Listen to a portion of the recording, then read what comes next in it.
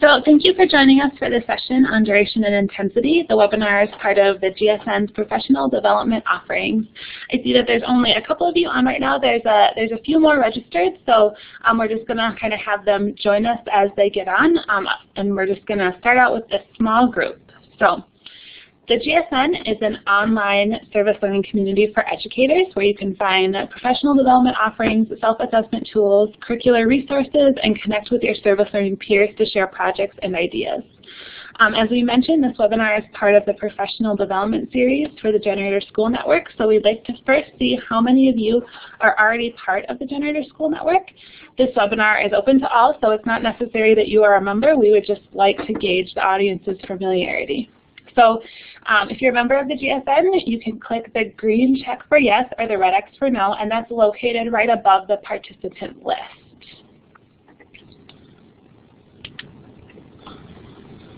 So we see we have a few people who are members of the GSN. So welcome. I am Elizabeth Koenig, and I am here today facilitating the session with Amanda Larson, and we are program coordinators with the Generator School Network. So we'd like to kind of see where everyone's from today and get a read on it. So between the list of participants on the presentation screen, you'll see a little tool that's kind of a star. If you want to grab that tool and place it on where you are in the United States, we are located in St. Paul, Minnesota. So I'm going to take a star and place it in that area. So if you guys also would like to do that, if you're not in the U.S., you can use the text box tool to write where you're from. Got some on the East Coast. Okay. So,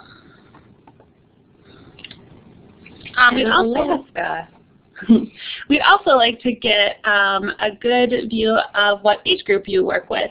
So if you want to use the tool, you'll find it where you saw that checkmarks tool right above the list of participants. It's now an A through E tool. So which age group of students you work with? Primary school, middle school, secondary, K12, or higher ed.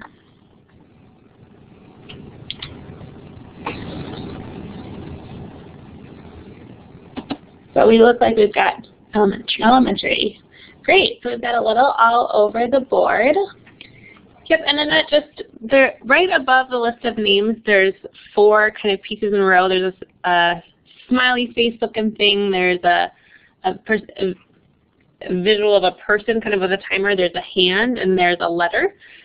These are the tools that we're talking about. And then in between, where you'll see your own name and the actual screen right now. So there's a kind of a vertical panel, starting with a pointer, a star, something that looks like a pencil. We'll be using all of these tools throughout the session, but if they're, okay, great. Otherwise, feel free to use the chat box. We can use that too.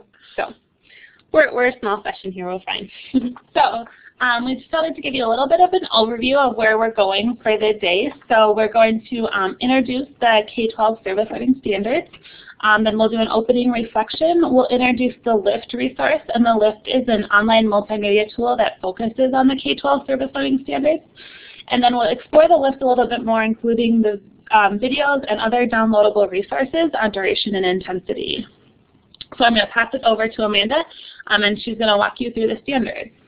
Great, thanks, Elizabeth. So yeah, we're a small group today, so feel free to interrupt us at any time by sending a message in the chat message or raising your hand, which is that third icon above our list of names, the hand there, and we'll make sure to stop. So just as an introduction for where this all fits, big picture, 3 years ago, NYLC was working with RMC Research and released the K12 Service Learning Standards for Quality Practice. Just a brief intro if you haven't heard of these before. Based on several years of research and focus groups with educators who are doing service learning, found kind of the 8 essential elements of what makes high-quality service learning experiences, what makes it meaningful for students and what makes it meaningful for communities. These are things that if you haven't heard of it pretty much seems like it makes sense. Of course it needs to be meaningful service, there needs to be a link to curriculum, use voice, it's the things that make sense to be there. And duration and intensity was one of those that came out as being a fit for what makes a quality project. So we're going to really focus in particularly on that standard today, but we'll see throughout the session that this one even more so than others, but I think across the board brings in other standards that is what makes it happen actually, is by focusing in on other standards at the same time. So first, to introduce just what the K12 standard actually says about duration and intensity is that service learning has sufficient duration and intensity to address community needs and meet specified outcomes. So pretty broad statement, but we'll see what that looks like as we go through here a little bit more. Each of the standards have a set of indicators that show what does that look like when it's done in practice. For this particular standard, there are 3 of them. So we'll just briefly introduce what those are before we start thinking about what that looks like in our own projects. So the first indicator is really that service learning experiences include the whole service learning cycle. So throughout the project, you're able to go all the way into pre-service, service, and post-service planning. So it's thinking about community needs, investigating the community needs, preparing for the service, including what learning goals will students reach throughout that process, then the actual action of implementing the project in action, reflecting throughout the process, demonstrating what have learned and what the impacts were at the end, and even celebrating them at the end. So a project that is meeting duration and intensity is really able to do all of those elements. It's not necessarily a one-day thing. And the second one, for the intensity, is also concentrated blocks of time. So it's a period of perhaps several weeks or even months where it's happening over multiple times within that time period, so that students really get the time they need to think about that and hone in on the lessons learned. And then the third one there, duration. A question oftentimes come up is how long is long enough? And really what the indicator says is that the service learning experiences provide enough time to address identified community needs and achieve learning goals. So that looks very different for each project. You know, maybe it is a couple weeks. Maybe you'll find that it's across the whole year in order to meet those learning goals. So in particular, thinking about our own projects, if you have a project or a series of projects in mind, we're going to just do a quick kind of opening activity, thinking about where we currently think we stand within that. So think of this as a spectrum, not just minimal or exemplar, but using a similar tool, a star. So between the participant names and the PowerPoint that we're looking at, the second one down, the star one, find a smiley face or an X or whatever it is, and put a space along the spectrum where you think you currently stand within this for your own projects. If you don't have a particular project in mind, that's fine too. Maybe share through the chat box or on the screen where you're at in the process. Okay, great. It's great to see. It looks like we're all somewhere between minimal and halfway between exemplar. So we're not quite to where we want to be, which is probably why we joined the webinar today. So thinking with that in mind, if we're not quite at exemplar, what would exemplar look like if we were to get there? So we'll move here to the next screen. So if your goal were to get to exemplar all the way to the right on that spectrum, what would that look like to you? We'll just take a minute to pause here and can add your thoughts to the screen, either on the chat box or that the fourth section down looks like an A with lines. That one will allow you to type right onto the screen. And we'll wait for some ideas to come in on what that goal would be for you.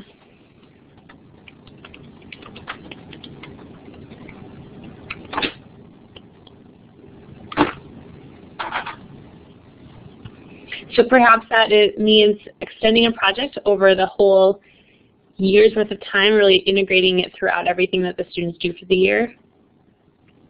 Yeah, ensuring that all goals are met, absolutely.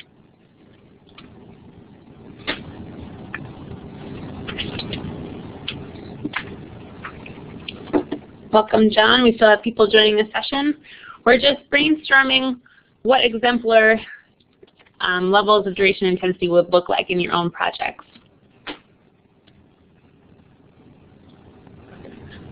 Great. So kind of looking at even what the standard says itself, so making sure that those goals are met, incorporating time for reflection and celebration, oftentimes things that do get pushed to the side sometimes And then working with more than one subject area in school. Okay, really fitting it across curricular areas.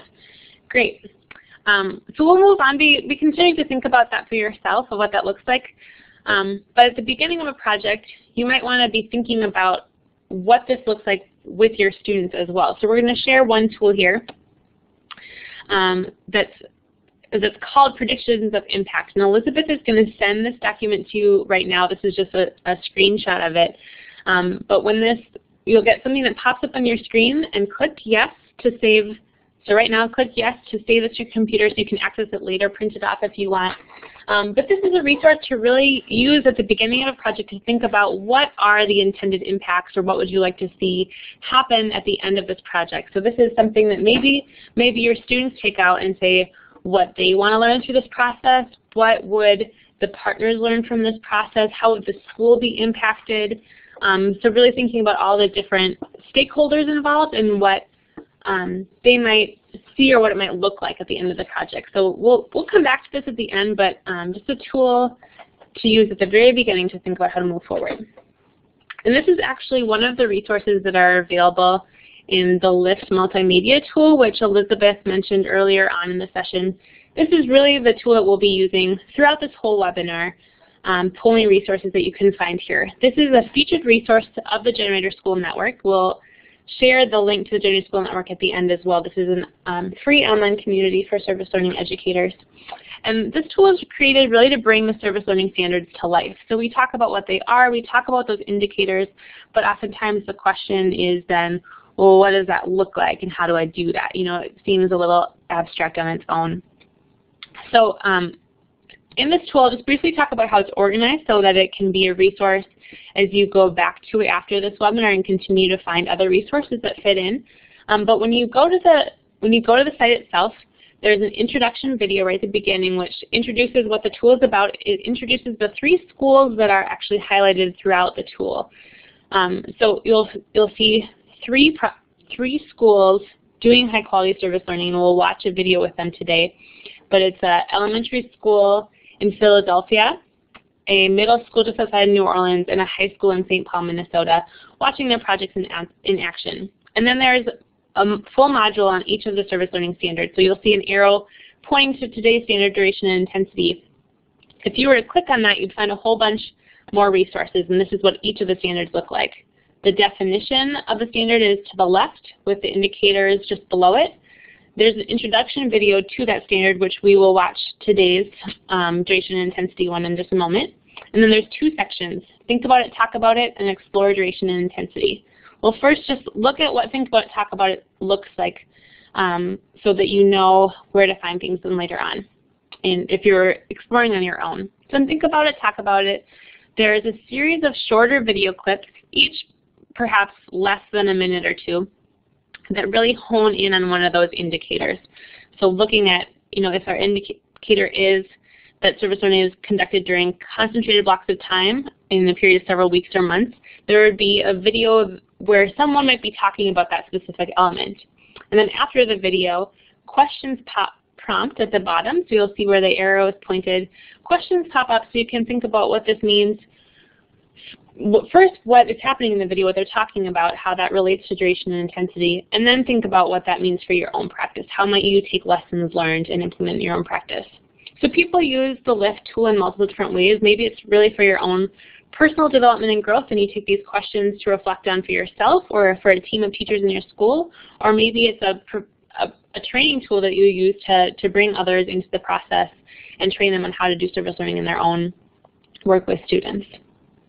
So then if we go back to the main page on duration and intensity, we can also go into the explore duration and intensity section or explore the standard for any of them. And on this side, we'll find longer video clips, maybe full interview segments with teachers or students, and also seeing projects in action. And then in this section, you'll also see downloadable resources. This is where you can really take the lessons learned and implement it in practice. So we've shared one of the tools with you already, that Predictions of Impact, and we'll be sharing several others throughout the session as well. So we'll get started right away by watching that intro to duration and intensity video. Throughout this video, it's about 5 minutes long, and you'll see all 3 of those schools highlighted talking about their own projects that have really evolved over time. So throughout this video, be thinking about what does it look like in these 3 schools? How did they get there? How are they incorporating it in a longer period of time and more depth of experience for the students?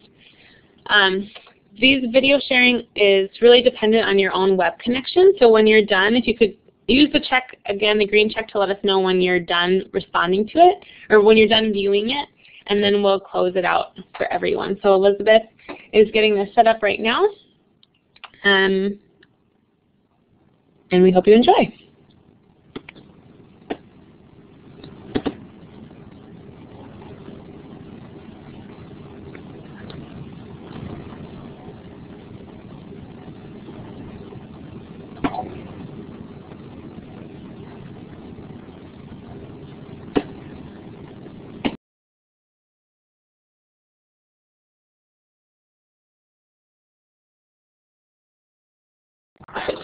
So I hope you guys all got to see the full video. I know people have a little different buffering stream, so in case you missed the end, you can always go back to the list and watch it as well.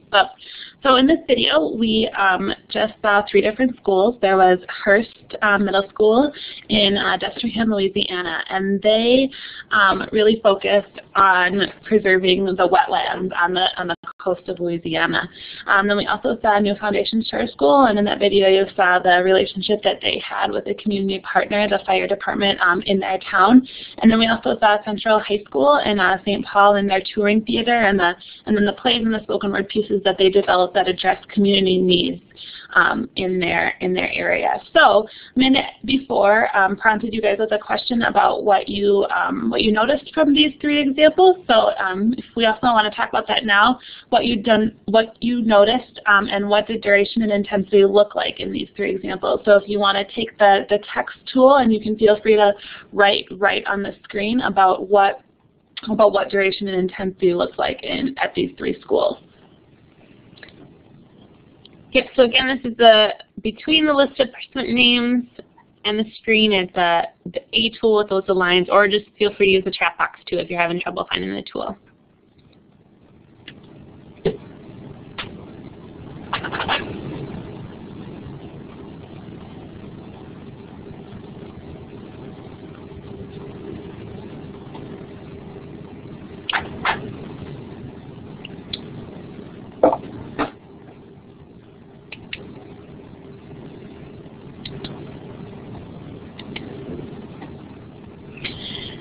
Great, so I see an example coming in specifically talking about Hearst Middle School, and that's exactly right of how they were noticing the example of what, in 5th grade and then 6th grade, they're watching the projects, they're being part of that wetlands experience. Yeah, and then they became experts that 7th grade. That's exactly what that student said. She's like, we come back and they flip the script on us. I love it when she says that. So it's really built in to the culture of the community of knowing what's coming up, and so they're excited about it, ready to get into it by the time that they get to that age. At New Foundations, we see that all students are participating in service learning across grade levels. So it's, again, really built into the whole school structure there. So they're engaging at it not in one classroom, but in kindergarten and 1st grade all the way through 8th grade. And topics that are followed on throughout the entire year, delving into subjects from start to finish. Yeah, at Central High School, they start that process at the very beginning when the students come in, and they're continuing to refine their project throughout the year, performing for new audiences and thinking about how to really refine their message as well. So now that we've kind of reflected on the video, we're wondering, what opportunities did you see for increasing intensity in your own project? So these are ideas you either saw in the video we just watched, or ideas you've been thinking about or trying to implement in your own project. So if you also want to use that text tool to write on the screen, or write in the chat box if that's easier for you.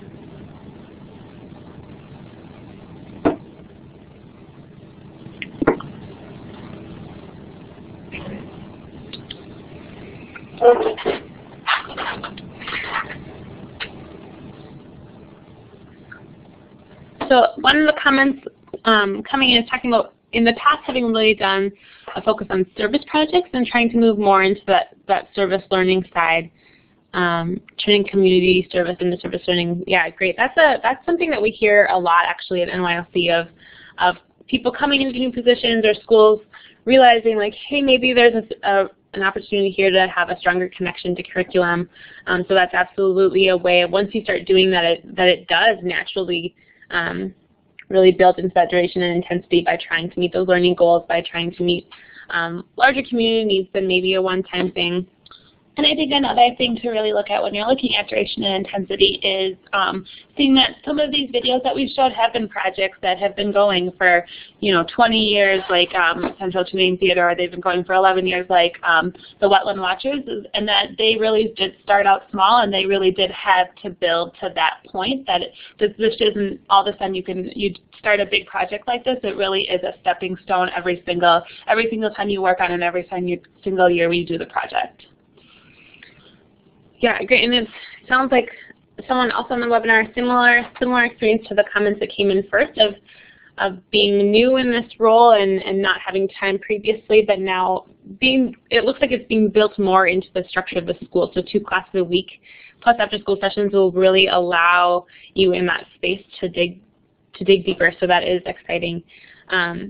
One thing that we mentioned at the beginning, but just to focus in on here too, is where we're going with this resources, is the thing about duration and intensity about this particular standard is that really what that looks like is more of the other standards. So more curriculum integration, more connections to learning goals, more opportunities for student leadership and decision making within the process, maybe deeper partnerships.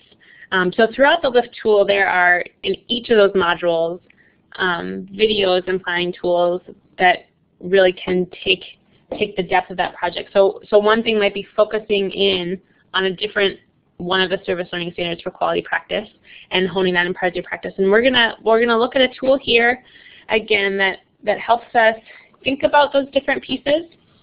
So this is a tool called Cultivating Intensity in the Service Learning Cycle. Elizabeth is going to send it over to you right now. Again, when a bubble pops up on your screen, just click yes to have it saved to your computer to be able to access it later on. But what this tool is, you'll see is a checklist of a whole bunch of ideas of how to like, have you done this in your project? And if you haven't, it provides an opportunity to start thinking about ways to delve a little bit deeper, to bring out a little bit more of that intensity or stretch out the duration of the project. And we're going to go through a couple of these questions and show 4 different examples of how schools have started to think about that in their own projects. And this is actually the second page of the PDF that we sent you. We'll go over the first page later. We're flipping our own scripts here. So one example, that very first question that is on the checklist is, have students investigated rather than made assumptions about community needs? There are multiple ways for students to do this. One way is to actually conduct a community needs assessment. And there is a community assessment tool actually in the duration and intensity Explore side that's called Walkabout. So a Walkabout is a community mapping tool where students literally walk about their community looking for community assets, looking for community needs identified. So assets that they might tap into and other things that they notice that needs some attention and building projects around that. So there are several schools in the Gulf Coast that NYLC has worked with over the past couple of years that started using this model in response to Hurricane Katrina and Rita. So they implemented summer of service learning projects where they started the summer by sending students out looking into their community and identifying needs.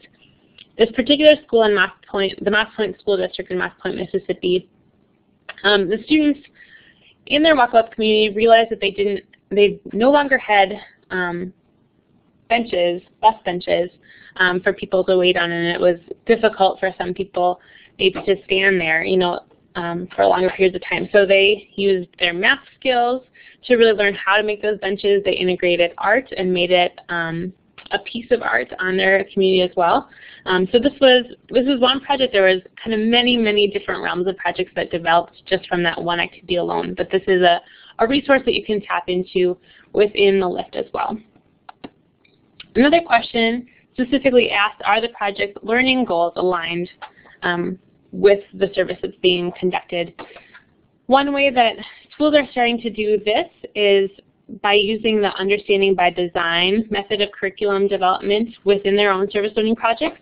So this is specifically a training that NYLC has started to offer to look at more an academically rigorous approach to service learning. So rather than starting with a community need, really starting with the opposite of that and looking at the learning goals for the project. So Public School 119 in Brooklyn, New York came to the Urban Service Learning Institute that NYLC puts on last summer and went through a process of thinking about really the big picture goals. So big picture goals of what this teacher wanted her students to learn throughout the year, and creating essential questions from that to really dig down into activities. And from that, she decided to incorporate much more writing exercises into the social justice service learning projects that she was doing with her students.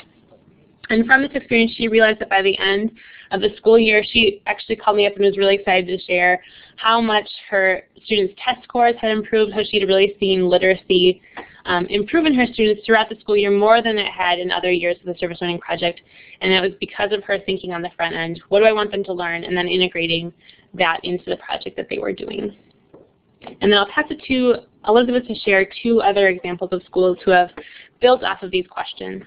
So Anthony Middle School in Minneapolis, Minnesota is a really good example of how the students helped hone the direction of the project. So the teachers that were doing the service learning project had an idea of where they wanted to go. So they wanted to make sure that it was environmentally focused, and they wanted to make sure that it hit on the subjects that they were looking to teach, but they really opened up to the students and they kind of brainstormed lots of different ideas. They had an idea of where they wanted to go, but from talking to the students and brainstorming with the students, they really discovered that the students wanted to focus on healthy eating in their school, and they were really interested in the food that was being served in the cafeteria and what was in that food and what it did to their bodies. And so they really started to go in that direction. So the students really helped to hone what they were interested in, what they were passionate about. And a lot of the teachers were able to build a lot of projects off of this. They were able to do research about, what's in a Lunchable, and they started a community garden, and they used the food that was grown in the community garden in the school lunchroom, and they decided what to grow in the community garden depending on what they thought were healthy foods. So the students were really able to drive what they were interested in, what they wanted to do for their project. Our last example is from Gibson City, Illinois, from Gibson City Melvin Sibley High School. They are a project ignition school, which is a teen driver safety program that NYLC helps run.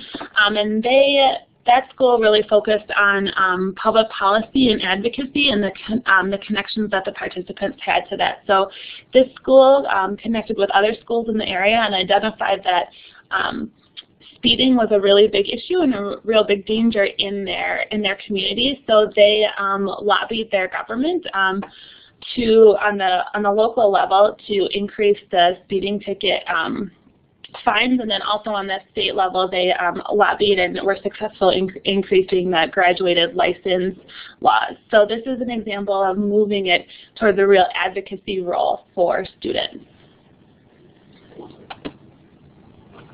So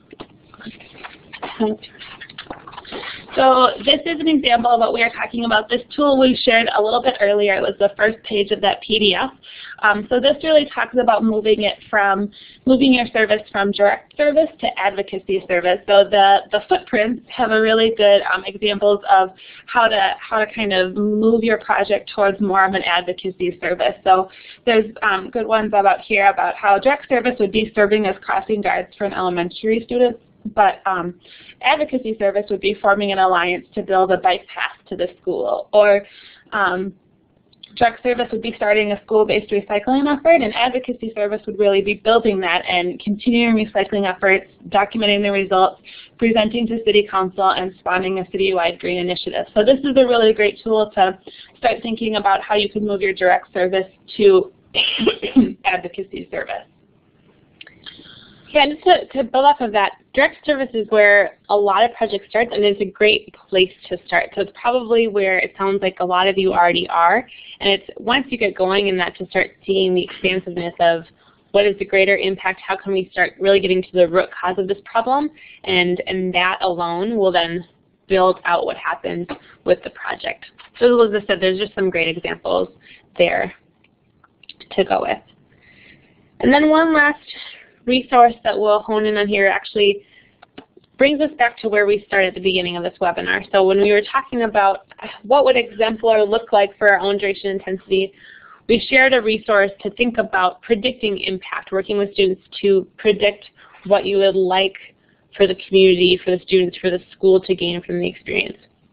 This is another resource that Elizabeth will share now. It's really, it's basically the same tool, but with blank boxes so that it's more done as a reflection. So click yes if you want to save it on your computer for later access. But it's so at the end to go back and say, well, what did we accomplish? To write that down, to be thinking about were the goals met, compare that to the original goal sheet, and from there decide if those goals weren't met, what could be changed, what could be strengthened throughout the process.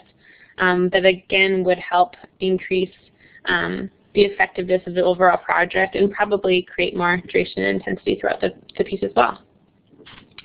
So we're getting ready to wrap up here.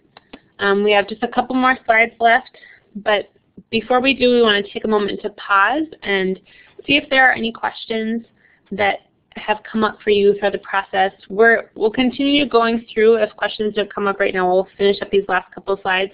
But know that Elizabeth and I will stay on after the webinar if others have questions you want to send in and just be chatting with us via text box for a while. So feel free to send in your questions as we close up these last few thoughts here. So one, just as a note for all of us, we want to hear what are you taking away from this session. So is there any particular tool that's useful, any new idea that's come up, maybe even an image from the video that you thought was useful. So again, use either the chat box or the text tool to write on the screen what is something that you're taking away from this session today.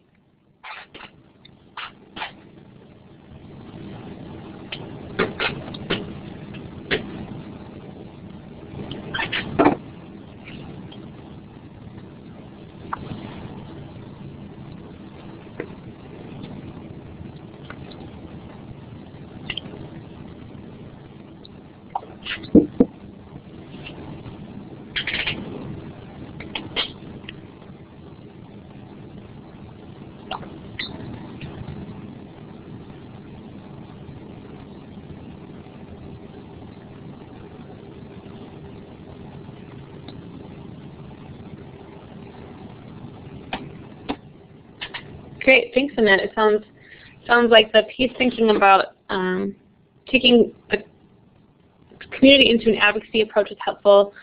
Yeah, the standards are available on the website. So at nylc.org, there's a whole resource center, a free online resource center, and you can specifically search for any of the standards you can, and there's probably multiple resources that will come up where that would be helpful. And then we'll send out here the link to, if you aren't already a member of the Generator School Network, a way to access that as well.